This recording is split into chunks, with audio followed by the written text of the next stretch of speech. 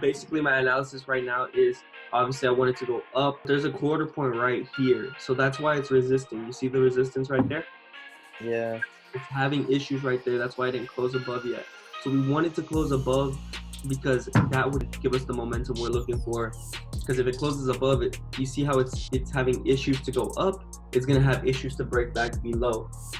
So we wanted to close above, and that'll give us a good sign that it wants to rise. Our targets are at the 0%, 27%, and the 61.